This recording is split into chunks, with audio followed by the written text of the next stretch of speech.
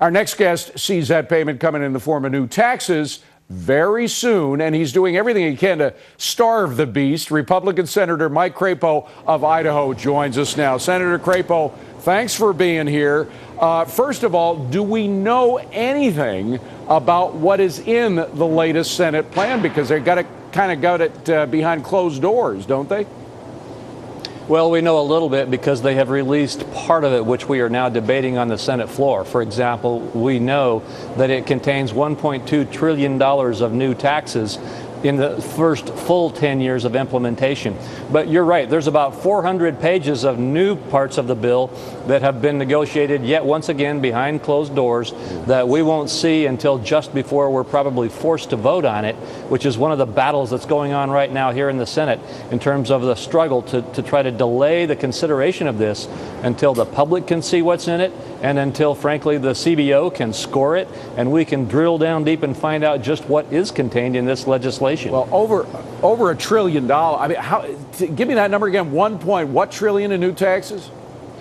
Well, if you take the first 10 years of the bill, it's about $700 billion of new taxes and fees. But as you know, the Democrats have delayed the implementation of the spending of the bill for 4 years. If you start the spending and the taxes on the same date and calculate forward from that date, it's $1.2 trillion of new taxes during the first full 10 years of implementation. All right. Well, let's focus in on the taxes here.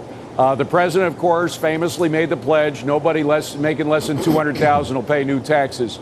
Will he be able to honor that pledge and pass $1.2 trillion in taxes?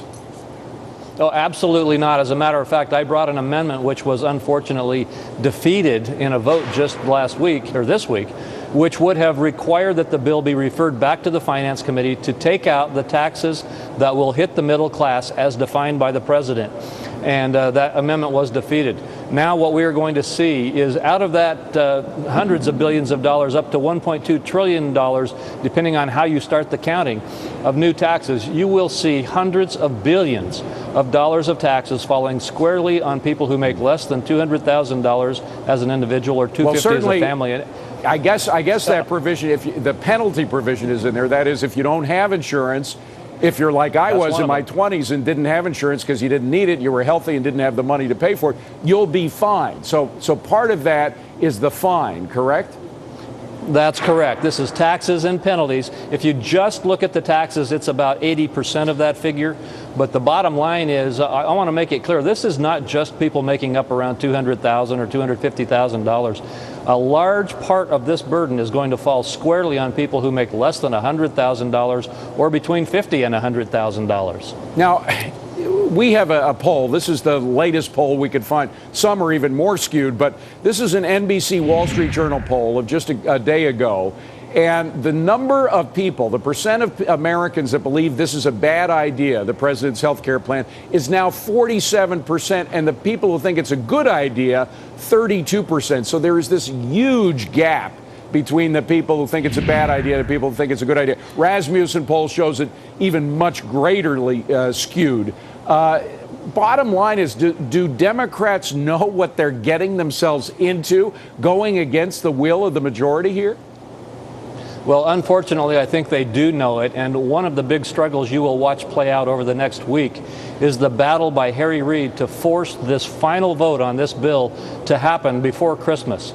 And I firmly believe the reason he wants to do that is because if the full understanding of this bill gets understood by the American people, it will be rejected even worse. And if the senators have to go home for a couple of weeks and meet with their constituents for the next few weeks and then come back and vote on this bill, he will have even less support for it than there is now. So you will see a huge struggle over the next 7, 8, 9 days to try to force this bill to a final vote before Congress can go home for Christmas. Well, let's talk about the constituents of just one senator, Blanche Lincoln, who is a Democrat, sort of a blue dog Democrat leaning against health care. But now she's saying that, in fact, there's some sort of constitutional necessity that would make people have to buy health insurance. In fact, we have a little sound of her in a radio interview suggesting that. Let's play that, and I want to get your reaction.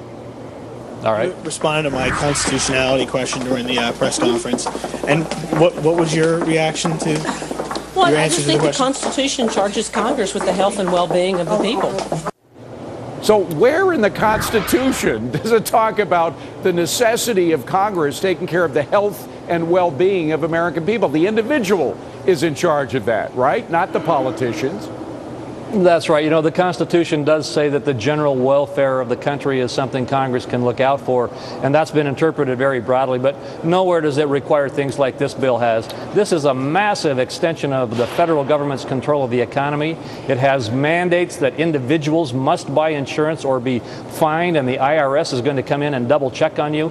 It mandates that companies that employ you have to provide insurance. It describes what that insurance must be.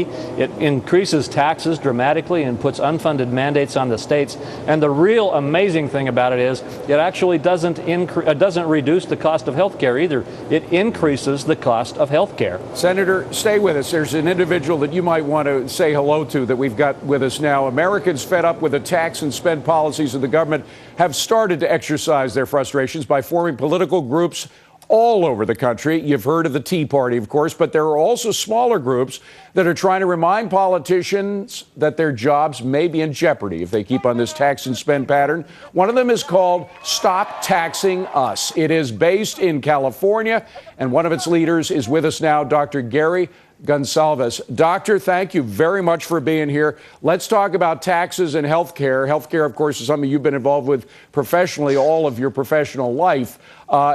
Do you think that politicians really believe that there will not be a political price to pay for taxing for a health care bill that Americans don't want? I don't think they care. I mean, first off, thanks for having me, but I think that they think that this is an acceptable casualty to go ahead and force this down the throats of the American people because they think they know what is best. And with organizations like Stop Taxing Us, what we're actually seeing is the people are rising up. I mean, this small little organization that started in my house now has thousands of registered members, both here in California and abroad. And what we're seeing is people are rising up and saying, you know what, you don't know what's best for me. I know how to spend my money in the best fashion for my family, and we're going to have to treat our elected representatives, in all due respect, as if they're a bunch of 8-year-olds up in the well, they're not DC. Listening. That's a great, doctor. That's a great analogy because sometimes an 8-year-old doesn't listen. You can say clean up your room 10 times, maybe the 11th time they get it, they snap into order. But these folks are not listening. We don't want this health care bill. We don't believe it will be deficit neutral. They are not hearing the message. Well, it's not going to be deficit neutral. I mean, if you want to look at a program and just see how great government does, I mean, government has been involved with medicine for over 45 years via the Medicare program. And the Medicare program was doomed to fail in 1965 because they sold the program to the hospitals, okay? Because private insurance at the time wasn't paying as it used to. It started to cut its payments back. And the government came along and said, we will pay you in a way that the private insurance companies aren't. So from the very beginning, there were cost overruns, and there have been more and more cost overruns, and government has proved that despite 45 years of involvement, they are completely incapable of controlling costs. So what's their solution? More government intervention. It's just absolutely insane, and that's what the people are saying. Senator Crapo, if these senators do go home, if nothing is decided before the Christmas recess, they go home and face people like Dr. Gonsalves, they're going to find out that there's some extraordinarily articulate people telling them that what they're doing is wrong. Is that why Harry Reid wants this done before they go home? You're absolutely right, and the doctor is right. Harry Reid does not want this vote to happen before his members go home, or to happen after his members go home, because he knows that they'll hear an earful from people like the doctor. And the doctor's right. They're not listening now. And what I'm telling people all over this country is it's time to speak out and speak out loudly. I tell people, think of your Christmas card list, your email list, or your Facebook friends, or whatever opportunity you have to tell other people to pay attention, because the key votes we're dealing with right now that could make the difference may happen next week in the United States Senate. Dr. Gonsalves, are you going to try to seek out your representatives, both the congresspeople and the senators, and organize meetings around them when they come back for recess? Absolutely, absolutely. I mean, we're actually in very good communication with our local Congress people. As you know, we have a couple of very liberal senators in this state who really don't want to spend any time listening to us. So we try to get together with other groups and form alliances and make our voice heard, so they know that we're irritated and that we're not buying this. But Doctor, let me just ask: is it bipartisan? Your organization? Do you have Democrats as well as Republicans in it? Absolutely, absolutely. You know, our group is a very simple group. I mean, people realize that you have to live on a budget, and if you're not living on that budget, sooner or later you're going to have to pay for it. And they want to know, why is it that our government is not living on a budget, and why do they constantly expect the people to pay for it? Exactly. We have Democrats, Libertarians, Republicans, Independents, and we are an independent organization. Well, and Senator, that's the bottom line here. People believe that the government is a service. It's not an entitlement on the part of you politicians. It's a service that you're providing to us, and we pay a big price for that. But unlike a lot of private groups, if we don't like the service of a FedEx, we'll go to UPS. We have an opportunity to move. Americans want to keep that opportunity, that choice to try something different. They don't want it all coming under one banner of the U.S. government. That's why Americans are rejecting the government control of the healthcare economy by 2-to-1 numbers across this country.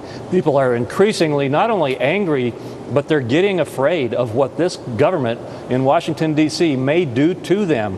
And they get it. They understand that government control of healthcare means increased cost, increased taxes, and frankly, lower access and less quality care. Of course, and no choice. When you don't have choice, everybody suffers. Dr. Gary Gonsalves, sorry about your name. Sorry I messed it up, but thank you for the good work you're doing. Please come back and see us again at Scoreboard. We appreciate it. Senator Mike Crapo, always good to see you. Thanks for being here.